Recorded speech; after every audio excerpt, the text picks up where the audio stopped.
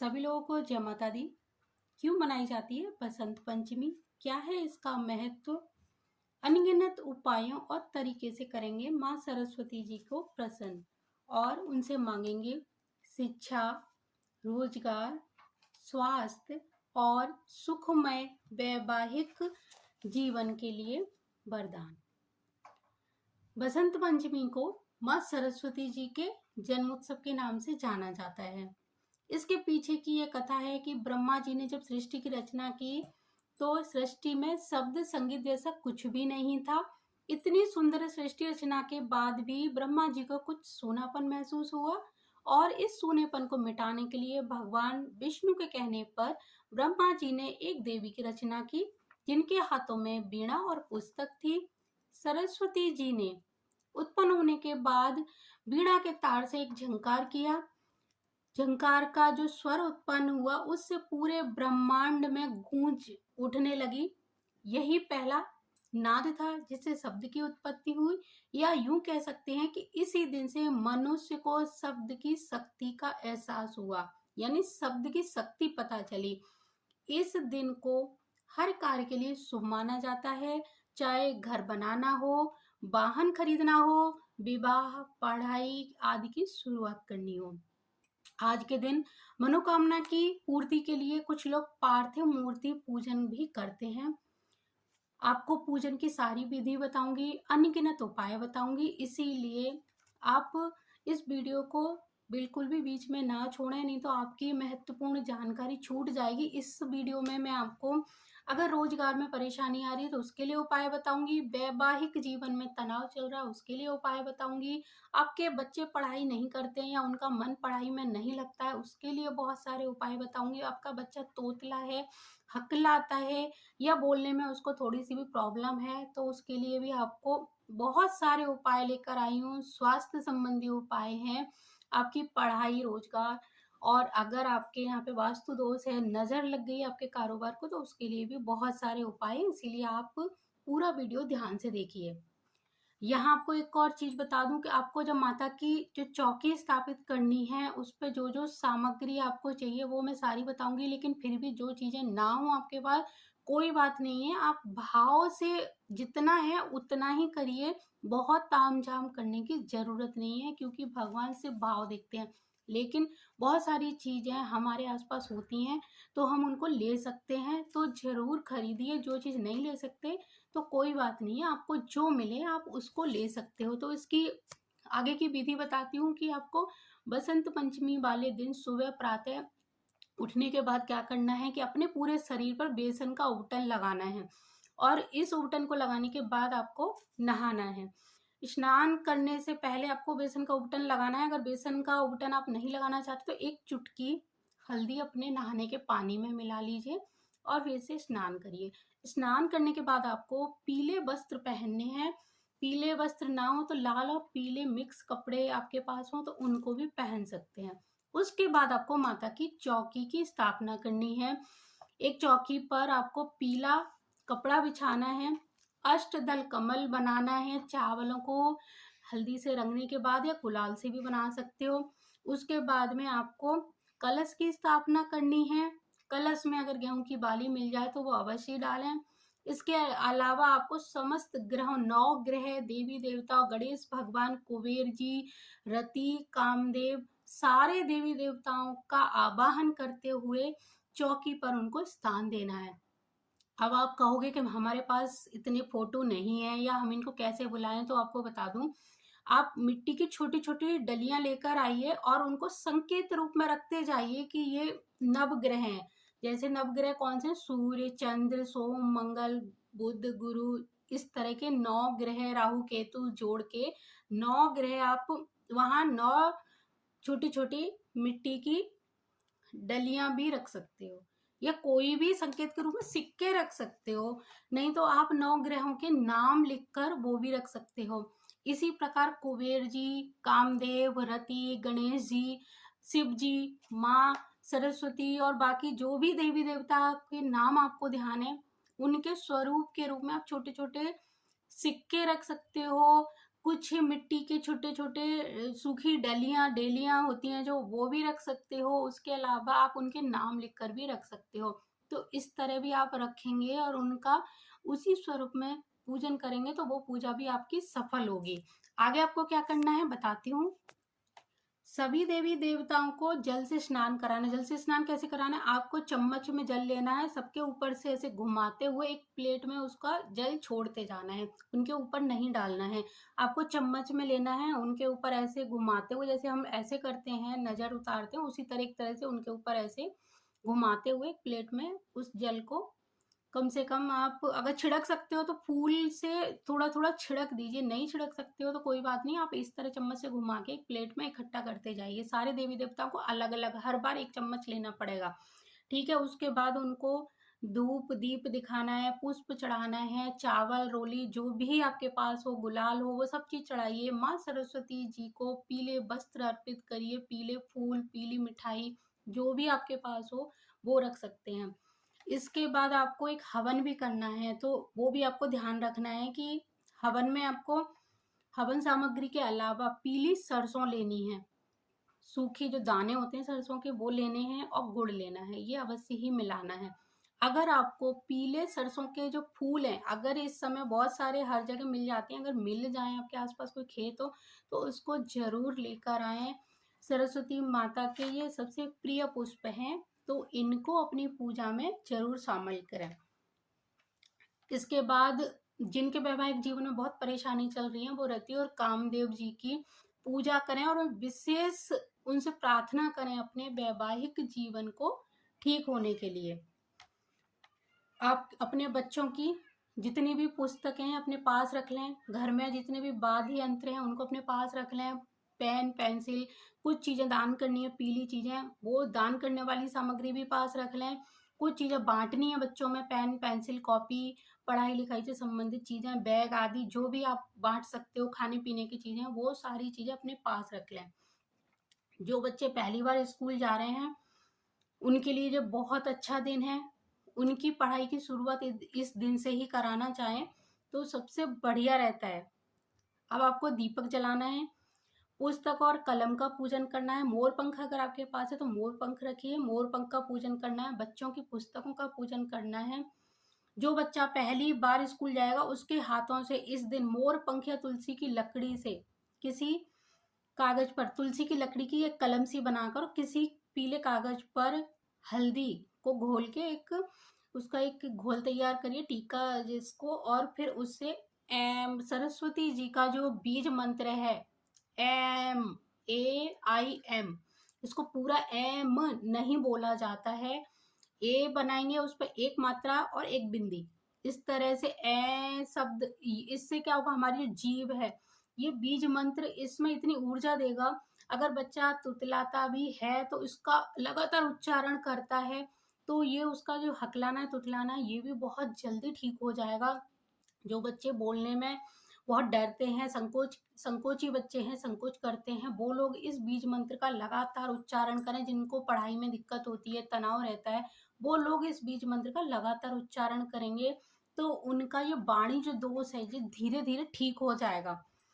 ठीक है, अब आपको क्या करना है, इस बीज मंत्र को बच्चे का हाथ पकड़ के एक पीले कागज पर सरस्वती जी के बीज मंत्र को 11 बार, 21 बार, 51 बार, जितनी बार आप लिखवा सकते हैं आप लगातार उससे बुलवाइए और लिखवाइए। बच्चा अगर बड़ा है तो उसको लगातार बोलिए, कागज दीजिए कि इस पर लिखता जाए, बोलता जाए, लिखता जाए जितनी बार भी। और ये नियम बना लीजिए कि रोज आपके बच्चे को ये मंत्र लिखना है, 11, 21, 51, या पढ़ाई से पहले कितनी बार भी इसको लिख सकता है।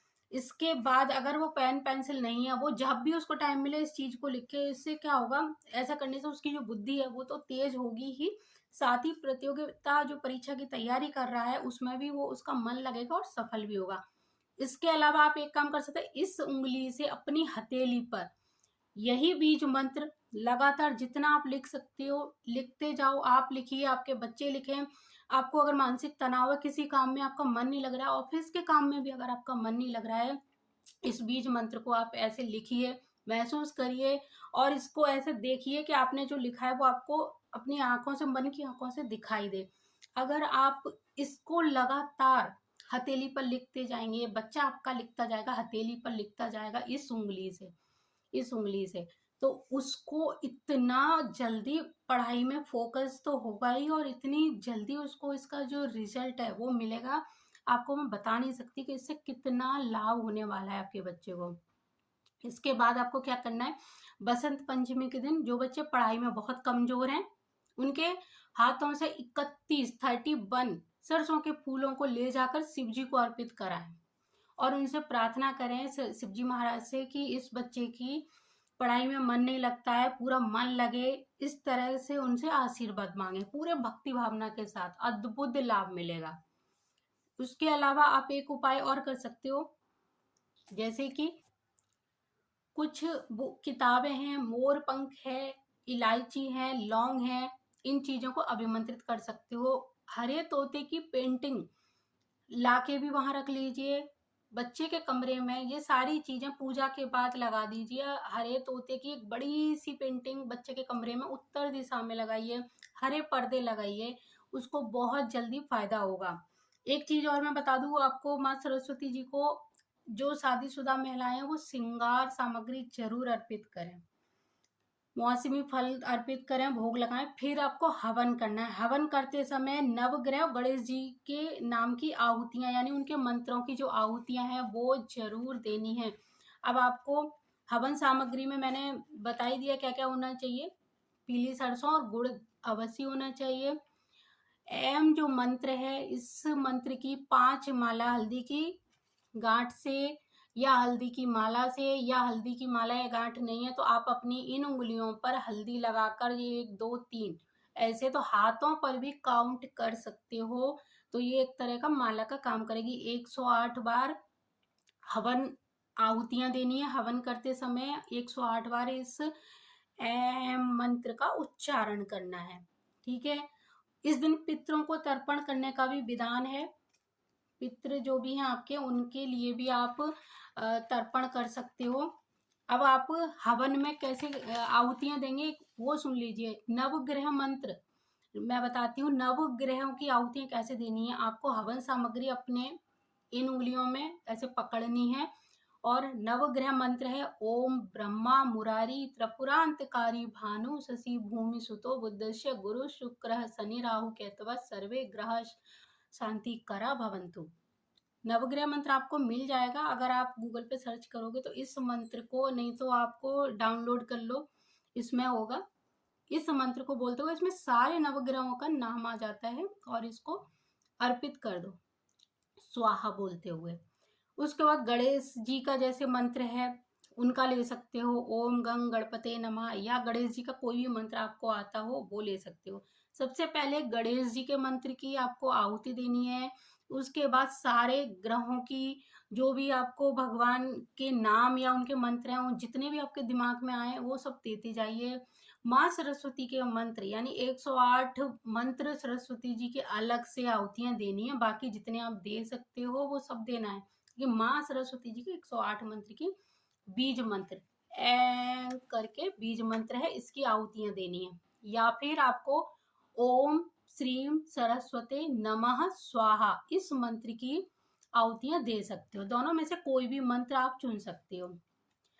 यज्ञ करने के बाद यानी हवन करने के बाद जो हवन सामग्री है, जो उसमें अब राख बन चुकी है, एक तरह से भभूत बन चुकी है, जब ये ठंडी हो जाए इसको छान कर आप रख लीजिए, और इस भभूत से रोज अपने और अपने बच्चों के माथे पर तिलक करना शुरू करिए। इससे आपको बहुत ज्यादा सकारात्मक परिणाम प्राप्त होगा।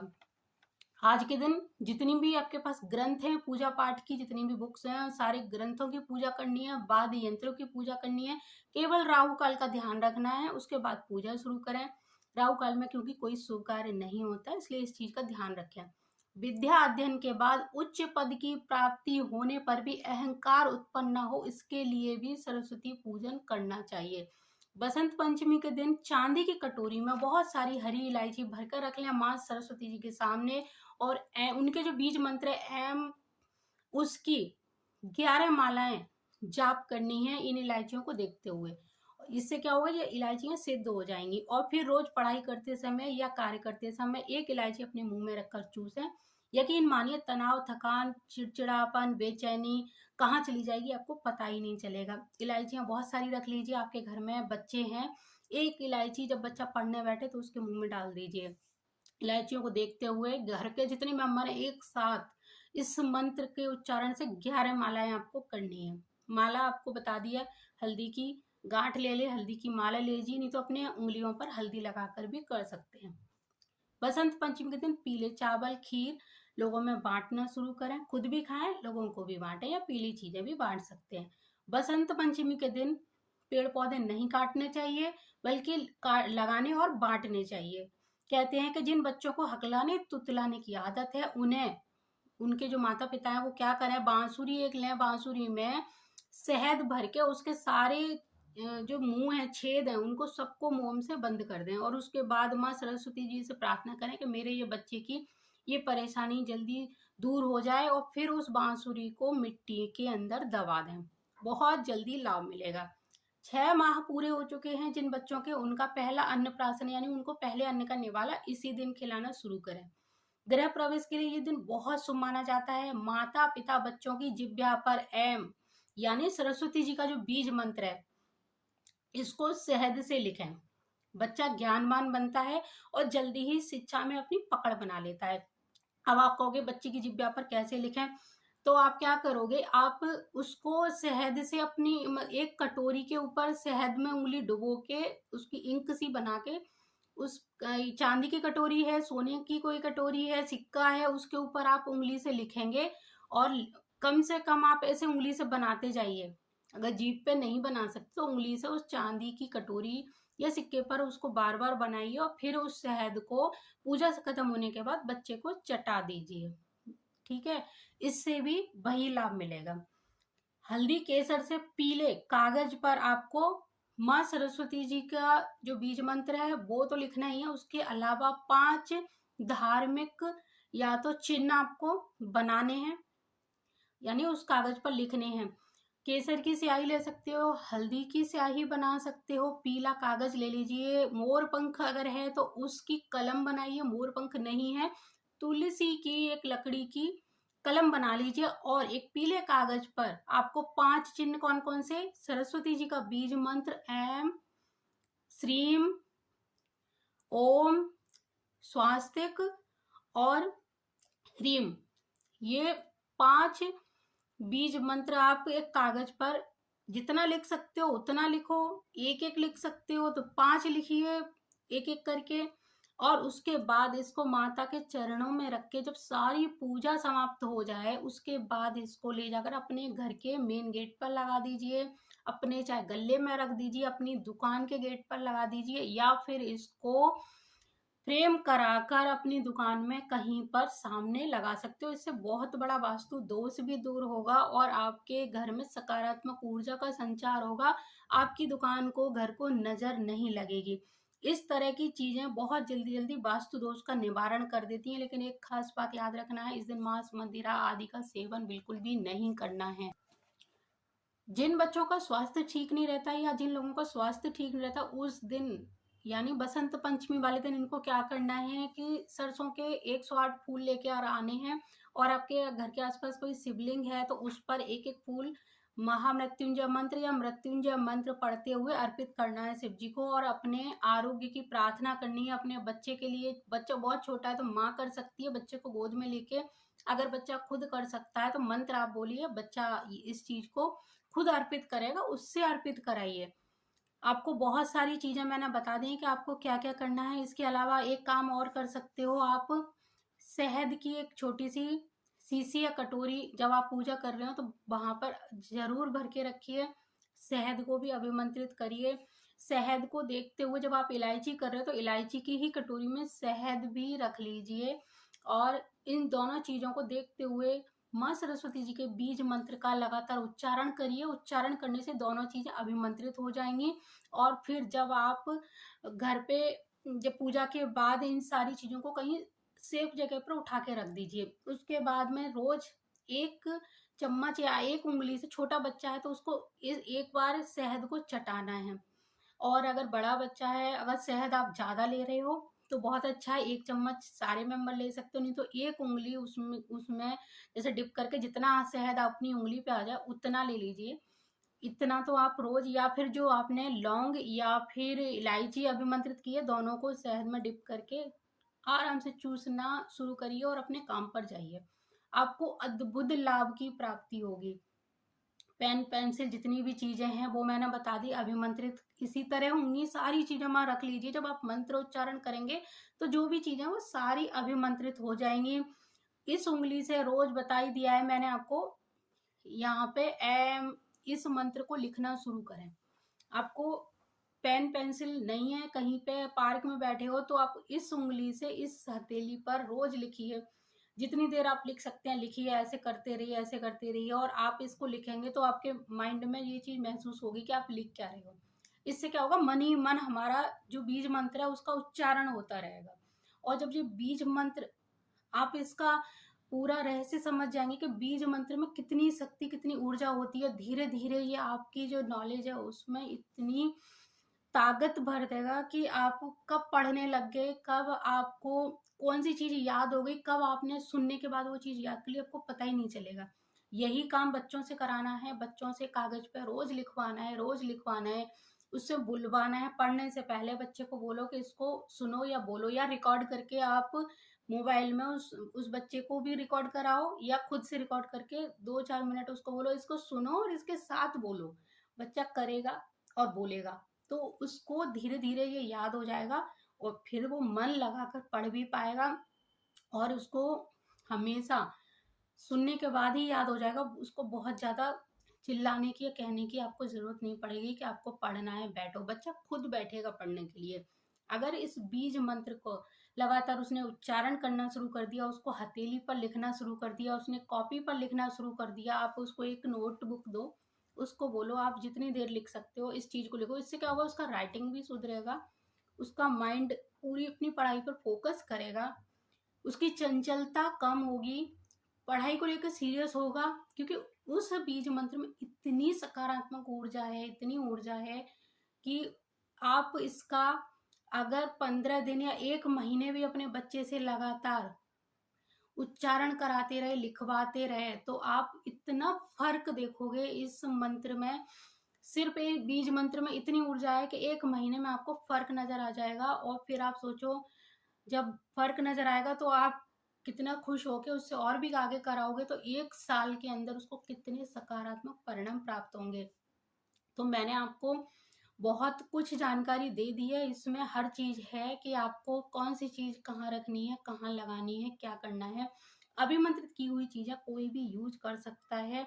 वो सरस्वती माता इस पूरी सृष्टि में जो कुछ भी आज हो रहा है, जो भी कुछ लोग अपनी काम कर रहे हैं, या संगीत से जुड़े हैं, किसी भी क्षेत्र से जुड़े हैं, कलाकृति, पूरा सिस्टम जो भी चल रहा है वो माँ सरस्वती की ही देन है। केवल शब्द और अध्ययन की देवी नहीं है, ये पूरे ब्रह्मांड की सिर्फ रचना सूनापन था। जब तक उसमें क्रिएटिविटी नहीं हो तब तक वो चीज, आप सोचो, आप लिख कर रख दोगे, अगर वही शब्द को आप सुंदर तरह से अगर लिखोगे, उसमें कलर रखोगे, कुछ अगर डिजाइन बना रहे हो आप पेंसिल से बनाओगे, वो उतनी पसंद नहीं आएगी जितनी आप उसमें कलरिंग करोगे। तो वही चीज है कि जब सूनी पृथ्वी पर माँ सरस्वती जी के आने से कितनी चीजों का म्यूजिक, जो थेरेपी आप देखते हो कि आजकल हम लोग अगर तनाव में थोड़ा सा गाना सुन लें तो कितना फ्रेश हो जाते हैं, तो वही चीज है कि माँ सरस्वती जी के आने पर जो भी कुछ संगीत हो, चाहे पढ़ाई हो, ज्ञान हो, कुछ भी हो, जो हम काम कर पा रहे हैं आज, जो भी क्षेत्र है जिसमें काम कर रहे हैं, वो माँ सरस्वती जी की ही देन है। तो इस चीज का आप हमेशा ध्यान रखें कि माँ सरस्वती जी हर चीज की देवी है। माँ सरस्वती जी से अगर इस समय कुछ मांगा जाए तो वो बिल्कुल खाली हाथ नहीं लौटाएंगी, बिल्कुल भी मना नहीं करेंगी। और वो इस दिन, क्योंकि उनका जन्मदिन है, और वो रिटर्न गिफ्ट आपको जरूर देंगी। अब आप उनकी सेवा सच्चे भाव से करिए, वो आपको इसका फल अवश्य ही देंगी। तब तक के लिए मैं अपनी वाणी को विराम देती हूँ। अगर इसमें कोई भी चीज आपको कमी नजर आई हो या कुछ समझ नहीं आया हो तो आप पूछ सकते हैं। अगले वीडियो में फिर नई जानकारी के साथ मिलूंगी। तब तक के लिए जय माता दी, जय गुरुदेव, जय श्री राम।